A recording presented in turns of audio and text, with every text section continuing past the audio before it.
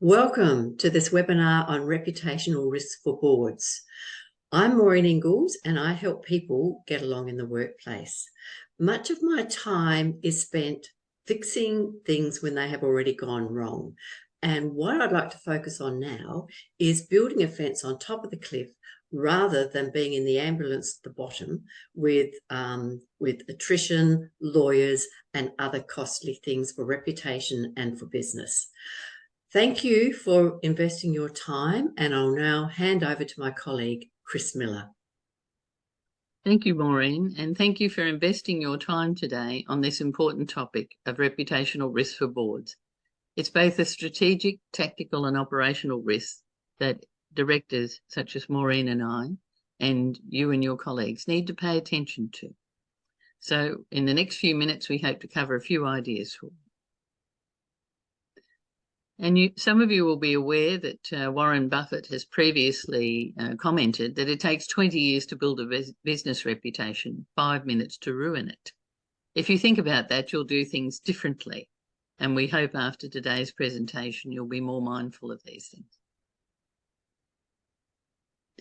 Now, there are consequences for directors that you need to be mindful of. And these can include personal and professional reputational damage, fiduciary duties, as well as commercial and legal penalties.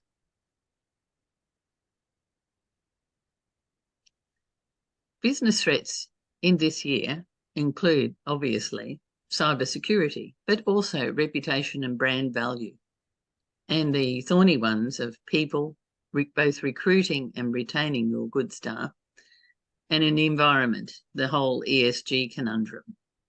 Environmental, social and corporate governance. And many of us, these things are front of mind for directors. So case studies, when we're contemplating reputation, as I said, front of mind is cybersecurity. And of course, there have been many incidents, both in Australia and globally, that we need to be mindful of and prepare our organisations in advance, because should a cyber attack strike your business, there will be reputational damage as a result. And here's further examples of reputational damage in the casino sector, in the gaming sector. And many of you will have noticed what happened at Barangaroo, where there was a licence limitations. In Melbourne also, more oversight, impacting even on development of further casinos in all these cities. And again, it highlights the importance of reputation for boards. And of course, in the banking sector, the Royal Commission report and inquiry did a lot of damage to many banks, reputation and the whole financial sector. More recently, Qantas, who previously enjoyed a very fine reputation amongst the Australian public and travelling public globally, found itself in a bit of a cleft stick, as we would say, with its CEO retiring early, attendance at Senate inquiries, demands for the chair and board to resign, a loss in the High Court over an IR matter in industrial relations, and of course, the continuing ACCC inquiry, Australian Competition and Consumer Commission inquiry.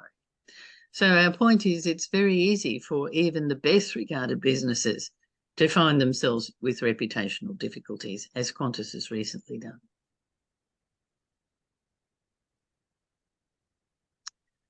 But all is not lost. It is possible to invest time and effort in maintaining or recovering, in this case, your business's reputation, whether it's big or small, whether it's not-for-profit or a sporting club, such as many people in Australia find themselves directors of these types of institutions.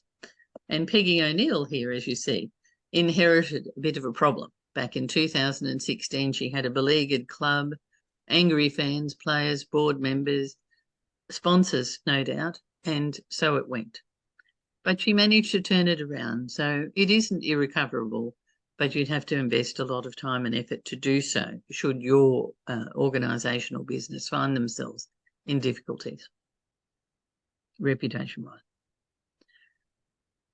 So it seems to us a better investment of your time and energy in being on the front foot, such as Fiona Simpson here, the president of the National Farmers Federation, and more recently elected to represent Oceania on the World Farmers Organization.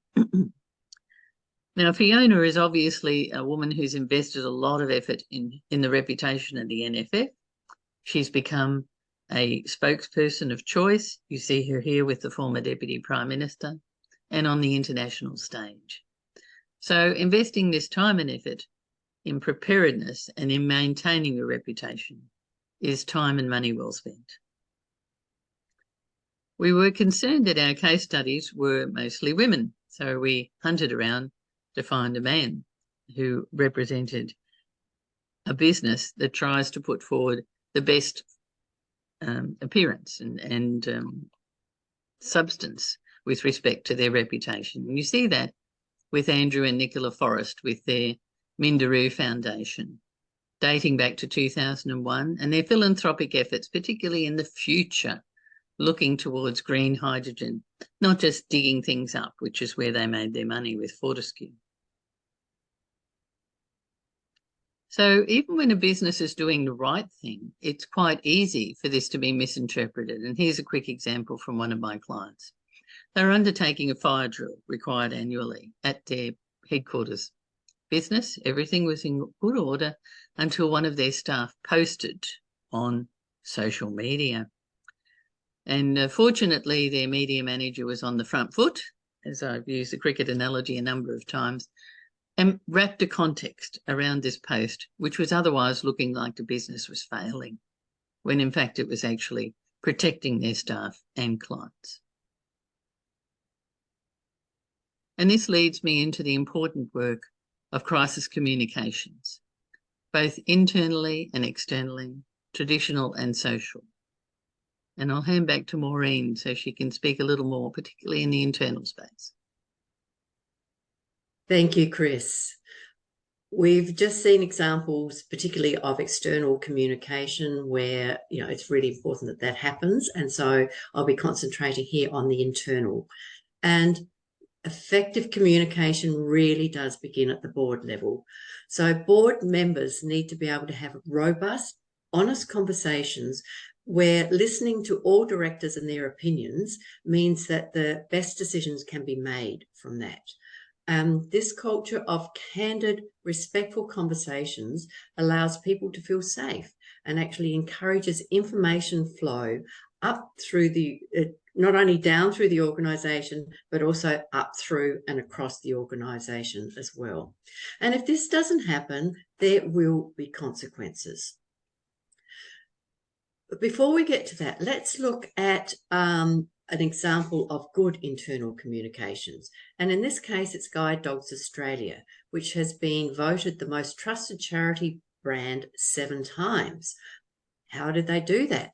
Well, the CEO and the board constantly kept each other informed, and staff and volunteers felt as if they could communicate with the CEO. An example of that in South Australia was that staff and volunteers keeping an eye on the public's reaction to a company that was contracted to raise money for them. We're noticing that this particular company was being pushy and the public weren't actually liking that. And so that was then communicated to the CEO, and the CEO then brought that up at a board meeting. And what the board decided to do was to actually stop the contract with that company and to employ another one because they feared their loss of reputation. So let's look now where internal communications didn't go quite so well. Now, this example is a not-for-profit organisation where there were 3 senior people from the same area where there was escalating conflict over 1 to 2 years. Formal allegations were lodged and but the allegations were not upheld. Now, the 2 senior people knew what had been alleged about them and were absolutely devastated to learn that, somebody had thought about certain things about them. As a mediator, I was called in. I assessed the situation, but it really wasn't appropriate for mediation because it had just gone too far. And so conflict coaching on an individual basis was the intervention from there.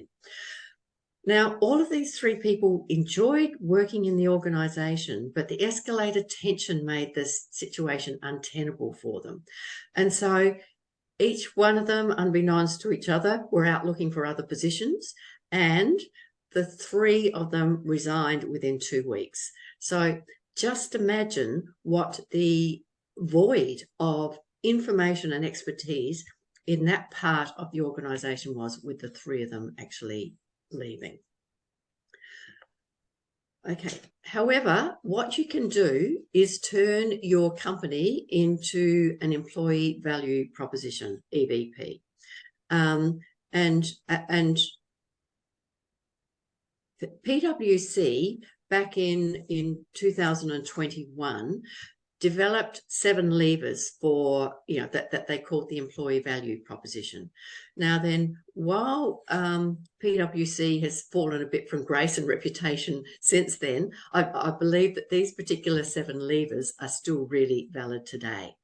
Now, to turn your company around to an employer of choice, first of all, there's remuneration and reward, which doesn't really require any explanation. The second one is looking at well-being. Sort of work-life balance is becoming really very important for working people now. Are there mental health supports there? Are there lifestyle benefits that the company are offering? The third one is the experience around the company's efforts around diversity and inclusion and its culture, and what kind of support networks are available for employees. The fourth one is about ways of working. Is there some autonomy? Is there flexibility? Is there ability to collaborate with other people? Is there travel with the role, which is very attractive to many people? The next one is about the career development. Are there upskilling opportunities? What is the leadership quality like? Is there access to mentoring, coaching? The sixth one is about the brand. What are the company's values around the environment and the social and corporate responsibilities? Because people now really want their own values to be aligned with the companies that they work for. And then the seventh one is workspaces and places. The location from home. Is there a hybrid? Is there possibilities for a hybrid working environment? Working at home a bit, working in the office a bit. And is there good support for working at home? Now then, one interesting thing is 69% of people in Australia would forego a promotion if they thought it would compromise their mental health. So these particular levers are becoming particularly valuable for employers wanting to retain good people. In this next example, it's, with diversity, inclusion and the Me Too movement being very hot topics at the moment, in this particular case, which was an international company, there were big issues in the Australian arm. The prevailing culture did not value the diversity inclusion. The company were very focused on results, and there was a lot of bullying, harassment, sexual innuendos, putting down males and females from minority groups. And, as an external person, I was called in to actually look at this situation. And when we were working on a plan for that, it went legal. And so once it goes legal, then that's where it needs to stay. But just imagine the cost to the organisation in terms of legal fees, lost productivity, turnover, possible sacking of productive staff, not to mention the risk to the reputation. And then, of course, there's the individual trauma and distress. So when diversity and inclusion is not embraced, when we look at team and system dynamics, that larger circle represents the organisation. And the mainstream role, which was the given the last example that I just talked about, that mainstream role was where a lot of the bullying, harassment, all of that sort of thing was happening there. Now then, the people in the minority group feel as if they're not actually able to speak up. They need to somehow or other blend in. And so that becomes the ghost role. Now, the ghost role is there, but if it's not recognised, what it does is it goes underground.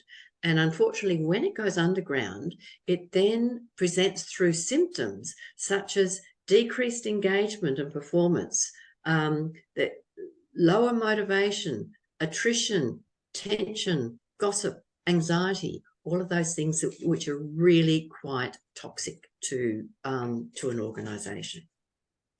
So what needs to happen is organisations need to be aware of what people's greatest needs are in times of uncertainty. And so if we're adding COVID to the mix here, these last 3 years have been pretty uncertain. Now, people need to be able to feel safe. They need to be able to have areas in their life where they feel safe. They need to have meaningful connections with people. They need to be able to see that some parts of their life are predictable, that they know what's going to happen. They also need to be able to have control of certain aspects of their life. And all of these, it's not just inside work, it's also outside work as well. But what organisations can do is look to see that these particular needs are met, at least to some degree, within organisations. But the greatest need of all is that people need to be able to trust their organisation. So the companies that are mindful of these needs and have strategies in place to assist their people will not just survive, but they will thrive. So I hope we've demonstrated a sound business case for being more active investing in managing your people and your business reputation. Doing so supports your people, your bottom line, and the continuity of your business. So now that we're back to continuity, I'll hand back to Chris. Thank you, Maureen. Yes, and as an emergency and continuity, business continuity manager, it's definitely my space. So all of this requires preparation and practice. You can't magically have good reputational management. Your business needs to focus on it. Following incidents, they need to conduct after-action reviews as they do after their exercises, because that whole crisis communication space that we mentioned, again, needs practice. You need to capture the observations, insights, lessons identified, noting that lessons are not learned until changes are made. So if you would like to discuss these matters further, Maureen and I are always happy to do so. These are our contact details. Thank you for sharing this time with us and investing in improving your understanding and enhancing your business reputation, particularly for boards and directors. And as I mentioned earlier, both Maureen and I are directors of a number of boards previously and currently. So we do understand these challenges and we'd be happy to discuss them with you. Thank you again and have a great day.